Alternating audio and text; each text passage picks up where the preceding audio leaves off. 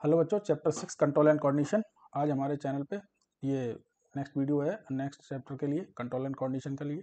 आप इस वीडियो को बहुत ध्यान से देखें, स्किप ना करें, लास्ट तक देखें। इसमें क्वेश्चंस भी दिए रखे हैं बहुत सारे, उन क्वेश्चंस को आप जरूर लगाएं। तो बिना देर किए हम लोग स्टार्ट करते हैं। और स्टार्ट करने से पहले एक बार जो है बेल आइकन दबा दें, लाइक शेयर और सब्सक्राइब कर दें, ताकि जो है आपके पास वीडियो लगातार बनी रहे और साथ ही साथ हमें भी थोड़ा सा इंकरेजमेंट मिलता रहे, आपसे इंकरेज होकर हम वीडियोस को और बनाएं और ज़्यादा आपके पास पहुंचाएं। तो कंट्रोल एंड कोऑर्डिनेशन स्टार्ट करते हैं। सबसे पहले इसका इंट्रोडक्शन जो दिया है, उस इंट्रोडक्शन को ध्यान से पढ़ेंगे हम। तो जैसा कि प्रीवियस चैप्टर में हमने इंट्रोडक्शन में समझाया था आपको कि movement is an essential feature for the livingness, क्योंकि हम लिविंगनेस को मूवमेंट से जरूर कनेक्ट करते हैं। अब ट्रीज मूव नहीं करते, प्लांट मूव नहीं करते, प्लांट डजंट मूव। बट या ध्यान से देखिए, तो आप अगर एक सीड को देखेंगे तो इस सीड से कभी सॉइल के नीचे होता है, कुछ टाइम बाद ये सीड जो है जर्मिनेट करके एक प्लांट बना देता है। तो इस चीज़ को याद से अगर देखेंगे तो this is a movement, this is type of movement. कभी आप देखेंगे बहुत सारी जो है बेलें होती हैं या प्लांट होते हैं, उनके अंदर टेंडल्स निकलते हैं इस तरीके से, और किसी भी सपोर्ट के आसपास लिपट जाते हैं और सपोर्ट देते हैं किसी भी प्लांट को इस तरीके से।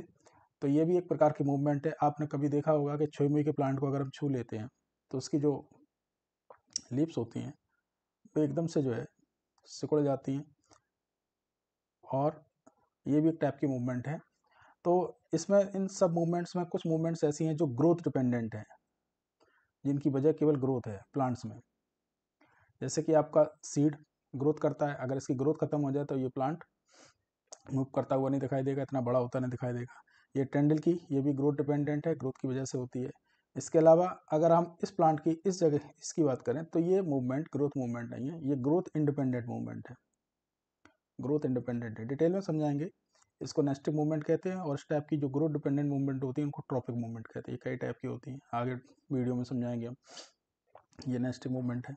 इसके अलावा कभी आपने देखा होगा, व्हाट इज दिस, बिल्ली किसी चूहे के पीछे भाग रही है, जैसा कि एग्जाम्पल में दिया गया है, दिस इज चूहा, और ये बिल्ली इसके पीछे भाग रही है। तो ये मूवमेंट है, लेकिन ये मूवमेंट ग्रोथ मूवमेंट नहीं है। बिल्ली के पीछे हो सकता है डॉग पड़ा हुआ हो, इस वजह से भाग रही हो, इसके पीछे एक रीजन है। So there is a reason of movement. और ये रीजन क्या है, what is this reason? Reason is the change in environment. Change in the environment means बिल्ली को भूख लगी है, ये चेंज है इसके इंटरनल एनवायरमेंट का। इसको बाहर चूहा दे के आए तो ये इसको खाने के लिए दौड़ रही है, ये एक्सटर्नल एनवायरमेंट है।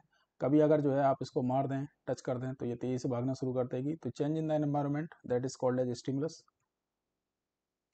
Because of that movement takes place. So all type of movement have reasons. Plant के अंदर रीजन्स बताया हमने। प्लांट के अंदर जो रीजन है वो ग्रोथ डिपेंडेंट भी हो सकता है, ग्रोथ डिपेंडेंट भी हो सकता है, और ग्रोथ इंडिपेंडेंट भी हो सकता है। वहीं यहाँ पर जो रीजन है, वहाँ रीजन है स्टिमुलस का, एनिमल्स के केस में। आपको उम्मीद है ये चीज़ समझ में आ गई। इंट्रोडक्शन में जो चीज़ दी गई है वो ये है, जो स्टिमुलस होते हैं वो स्टिमुलस की वजह से भी मूवमेंट्स होते हैं। ये मूवमेंट्स कई टाइप के होते हैं। अब कंट्रोल एंड कोऑर्डिनेशन का यहाँ क्या मतलब है? कंट्रोल एंड कोऑर्डिनेशन का मतलब यहाँ पर ये है कि हमारी बॉडी में, यानी एनिमल्स में नर्वस टिश्यू होता है, नर्वस टिश्यू होता है, और इसका कोऑर्डिनेशन मसल्स के साथ होता है। यानी दो सिस्टम एक दूसरे के साथ कनेक्ट होते हैं। नर्वस टिश्यू का कनेक्शन मसल्स के साथ है, and this is a coordination type. Nervous system according to stimulus muscles को कोऑर्डिनेट करके मूवमेंट करने के लिए मोटिवेट करता है। या हम कहें कि नर्वस टिश्यू के कंट्रोल में बहुत सारी मसल्स मूवमेंट होती हैं, चाहे मसल्स कैसे भी हों, स्मूथ हों या स्ट्रेटेड हों या कैसी भी हों, वो मूवमेंट ये है। इसके साथ साथ एक सिस्टम और भी है हमारे साथ, जो कि एक केमिकल बेस्ड सिस्टम है, this is called as endocrine system. This is called as endocrine system. ये भी कोऑर्डिनेट करता है मसल्स के साथ, ग्लैंड के साथ, और पूरी बॉडी के साथ। तो ये भी करता है, लेकिन इसका जो सिस्टम है ये केमिकल बेस्ड है, ये केमिकल बेस्ड है। जबकि नर्वस सिस्टम का जो है वो इलेक्ट्रिकल सिग्नल बेस्ड है। दोनों ही सिस्टम्स को हम समझाएंगे, दोनों ही सिस्टम्स के डिफरेंसेस को भी बताएंगे। इलेक्ट्रिकल सिग्नल बेस्ड है ये सिस्टम, फास्ट होता है, जबकि केमिकल बेस्ड सिस्टम किन्हीं केसेस में बहुत फास्ट है और किन्हीं केसेस में बहुत स्लो है, किन्हीं केसेस में बहुत फास्ट है, किन्हीं केसेस में बहुत ज़्यादा स्लो है। अगर हम बात करें प्लांट की, तो प्लांट के पास ऐसा कुछ नहीं है कि प्लांट के पास नर्वस टिश्यू नहीं है। तो जो नर्वस टिश्यू का मेन चीज़ होती है, जो क्वालिटी है उसकी, वो है इरेटिबिलिटी यानी रिस्पॉन्सिवनेस। नर्वस टिश्यू की जो इम्पोर्टेंट क्वालिटी है वो है responsiveness. Responsiveness according to stimulus. Nerve tissue इनके पास नहीं है, तो ये कैसे रिस्पॉन्स करेंगे? तो इनके पास इस चीज़ को करने के लिए कुछ केमिकल मटेरियल, जिनको हम फाइटो मीन्स प्लांट होता है, हार्मोन्स और फाइटो केमिकल्स कह सकते हैं, या हम प्लांट ग्रोथ रेगुलेटर भी कह सकते हैं। ये ग्रोथ रेगुलेटर भी कहलाते हैं, ग्रोथ रेगुलेटर भी हैं। इसमें दो तरीके के होते हैं, ग्रोथ इनहिबिटर्स हैं और एक ग्रोथ प्रमोटर है। साथ ही कुछ मूवमेंट्स होती हैं वो केमिकल सिग्नल्स की वजह से विदाउट ग्रोथ होती हैं, यानी ग्रोथ इंडिपेंडेंट होती हैं, they are called as nastic. ये नेस्टिक मूवमेंट कहलाती हैं। जो ग्रोथ डिपेंडेंट मूवमेंट होती है उनको ट्रॉपिक मूवमेंट कहते हैं, ट्रॉपिक मूवमेंट कहते हैं सिंपली। इस इंट्रोडक्शन में सारा जो दिया गया है वो हमने आपको एक बार में समझा दिया है। अगर आप फ्लो डायग्राम के अकॉर्डिंग समझेंगे तो इसको ईजिली समझ सकते हैं। अब आता है इसका next point, that is animal nervous system. इसमें आपको एक एक्टिविटी दी गई है कि put some sugar in your mouth, how does it taste? कैसा लगेगा? स्वीट लगेगा। Block your nose presenting between your thumb and index finger, now eat sugar again, it there in difference in taste? Yes, इसका answer होगा yes.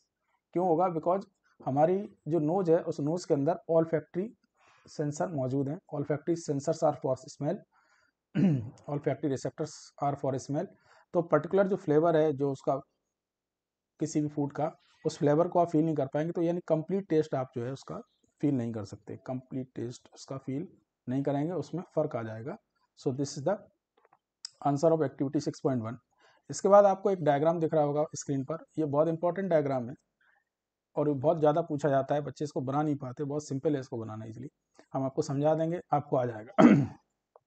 देखिए, आप बहुत सारे you बनाना जानते हो अगर, तो इस तरीके से यू बना दीजिए एक दूसरे से जोड़ते हुए, और एक लाइन लंबी कर दीजिए इसमें। हो गया, ये न्यूक्लियस हो गया, इसके आसपास ब्रांचेस बना दीजिए, ये ब्रांचेस बन गई। इसके बाद ये जो दिया गया है इस पे सेल्स को बना दीजिए, ये सेल्स बन गई,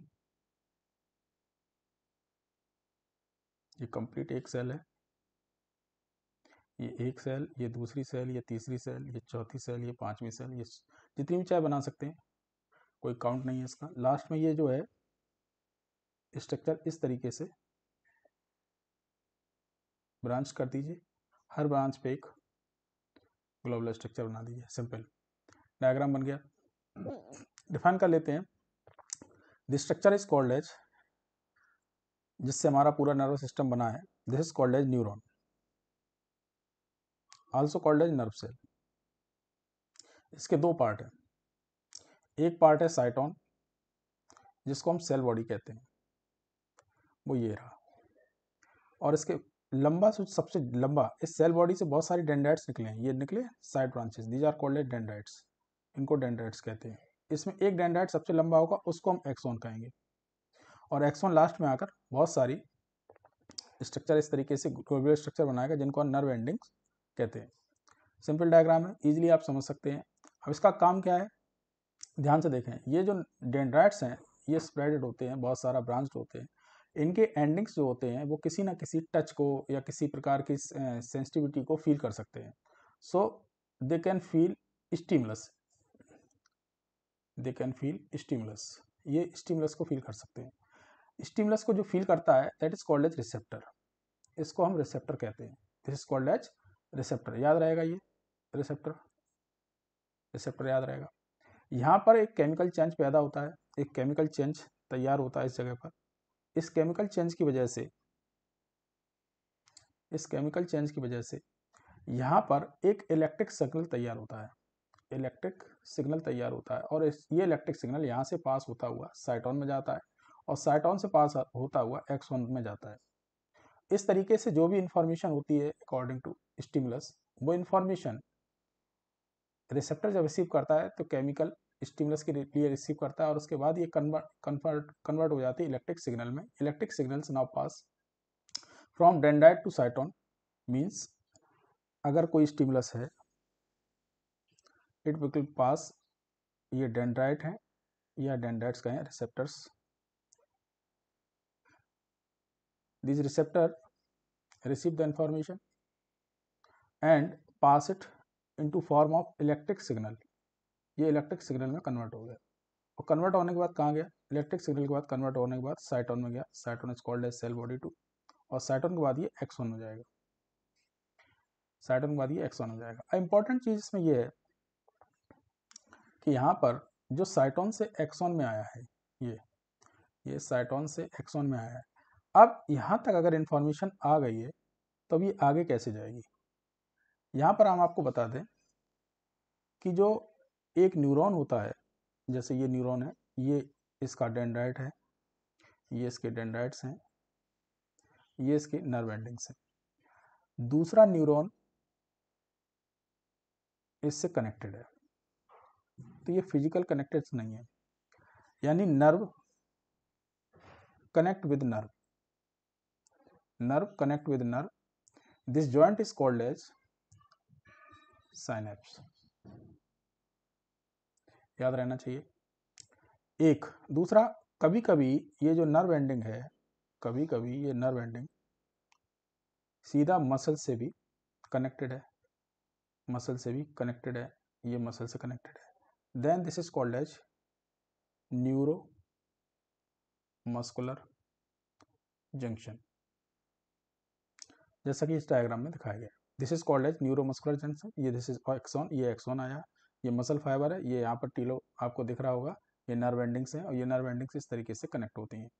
अब आपको डिटेल में हम समझा दें कि किसी नर्व एंडिंग का जो टर्मिनल एंड होता है वो इस तरीके का एक ग्लोबुलर स्ट्रक्चर बनाता है, जिसको हम टीलोडेंड्रिया या नर्व एंडिंग या सिनेप्टिक नोब कहते हैं। यहाँ पर इलेक्ट्रिक सिग्नल जैसे ही आता है, जब ये दूसरे नर्व पे जंप करेगा तो यहाँ पर एक नर्व से दूसरे नर्व पे जाने के लिए इसको यहाँ पर आना पड़ेगा।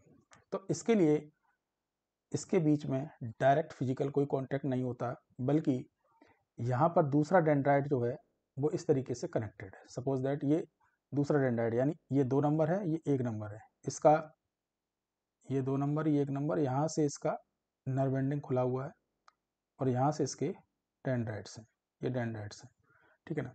तो यहाँ पर नर्व एंडिंग में बहुत सारे केमिकल्स होते हैं, these chemicals are called as neurotransmitter, neurotransmitter. अब यहाँ पर जो इलेक्ट्रिक सिग्नल आया है, इलेक्ट्रिक सिग्नल आया है, this electric signal passes through it and leave neurotransmitter. When they touch the other dendrite, it produce a chemical stimulus. यहाँ पर एक फिर से केमिकल स्टिमुलस आएगा और फिर से वही चीज़ कि डेंड्राइट है तो ये फिर से साइटोन और फिर साइटोन टू एक्सोन रन करेगा। तो सिंपली ये है कि न्यूरोट्रांसमीटर में यहाँ तक जो इलेक्ट्रिक सिग्नल आ रहा था वो दूसरे न्यूरॉन्स पर ट्रांसफर होते समय वो एक केमिकल सिग्नल में बदल जाएगा। वीडियो को बहुत ध्यान से देखें, ये केमिकल सिग्नल में कन्वर्ट हो जाएगा, क्योंकि इसका ये टॉपिक बहुत ज़्यादा इंपॉर्टेंट है, बहुत ज़्यादा पूछा भी जाता है। अगर ये बात समझ में नहीं आई तो आप इसके क्वेश्चन नहीं कर पाएंगे। सिंपल। तो पहला हमने बताया नर्व टू नर्व का जो कनेक्शन है उनका जॉइंट कॉल्ड है सिनेप्स। नर्व्स का मसल से भी कनेक्शन हो सकता है, दैट इज कॉल्ड है न्यूरोमस्कुलर जंक्शन।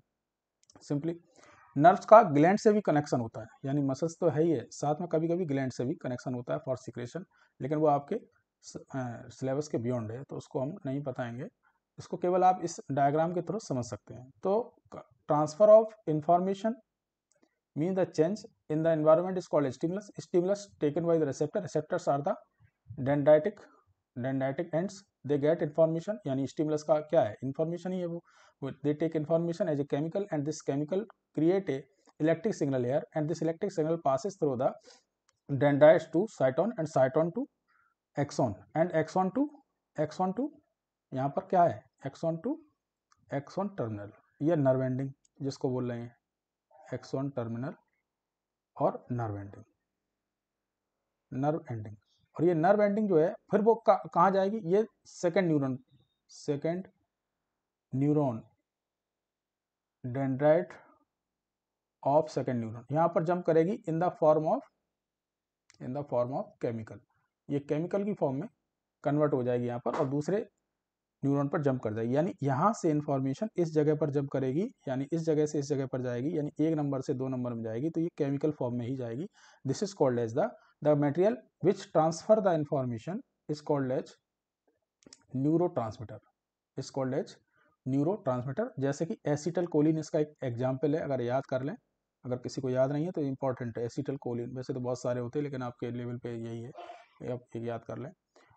देख रहे होंगे यहाँ पर ये जो दिख रहा है ना, ये सब का सब केमिकल है. ये केमिकल ही पास होगा इस जगह पर और इस जगह पर ऐसे चेंजेस कर देगा अकॉर्डिंग टू नर्व्स, वो फंक्शन मसल्स करने लगेगी. सपोज करिए कि आपका हाथ किसी गर्म चीज़ से छू गया तो ये इन्फॉर्मेशन रन करेगी, यहाँ से रन करेगी और यहाँ से रन करते हुए सीधे आएगी यहाँ तक, और यहाँ से आते हुए अगर ये मसल से जुड़ा हुआ तो इस मसल पे टच कर जाएगी और इस जगह मसल आपका कॉन्ट्रैक्शन कर जाएगा और आपका हाथ मुड़ जाएगा उस चीज़ से. So this is the flow of information in the form of chemicals, in the form of electrical signal. This electric signal jump to the other neuron in the form of chemical signal. This chemical signal is called a neurotransmitter, also called as acetylcholine. Simply इसको आप समझ सकते हैं. अब इसके बाद हम next video में कवर करेंगे आपका रिफ्लेक्स एक्शन. वीडियो में साथ बने रहें, आप सभी लोग टॉपिक्स को क्लियर करते रहें और जो भी क्वेश्चंस हैं आपके, वो क्वेश्चंस आप जो है कमेंट्स में पूछ सकते हैं, इजीली हम सबके आंसर देते हैं. Thank you very much.